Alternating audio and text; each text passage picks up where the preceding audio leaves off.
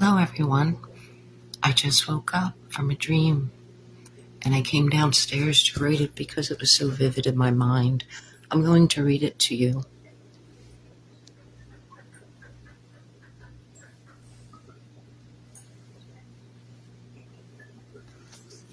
I've always dated my writings and put the time on them. I started this writing at 11:28 and finished at 11:50. It took me 22 minutes to write. I didn't stop. I just wrote.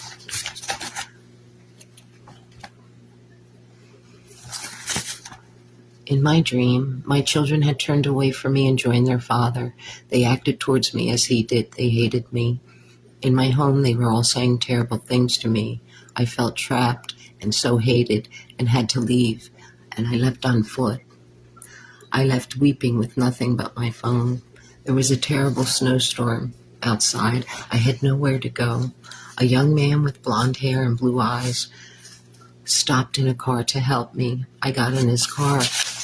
He talked to me. I could barely speak. I told him part of my story through my weeping. He took me to his home. There were others there, a very old woman, a beautiful child, and a young woman. I don't know if that was his sister or who that was. They welcomed me. They gave me clothes to wear that were not wet. Sobbing constantly, tears from pain, they listened. I said while crying, I never hurt anyone, not even an ant. I'm so close to God. I love God. The old woman said to me too. I love God. At their house, I stayed at their house because of the weather outside. I kept thinking over and over, what was I going to do? Where will I go? I had nothing. I was very confused. I was going to stay at their home for the night. This family made me feel safe and loved. But my mind was in a state of confusion. How would my own children I loved more than life turn against me? Where will I go the next day? Where will I go in the future? What's going to happen to me? I was weeping. I felt sadness I had never felt before in life.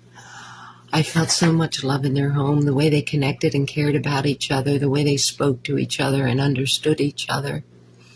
They were the kindest people I ever met. They were all so kind to me, and they didn't even know me. They comforted me. They listened to me. They did not tell me what to do. They had no answers for me. They just let me speak. I was surrounded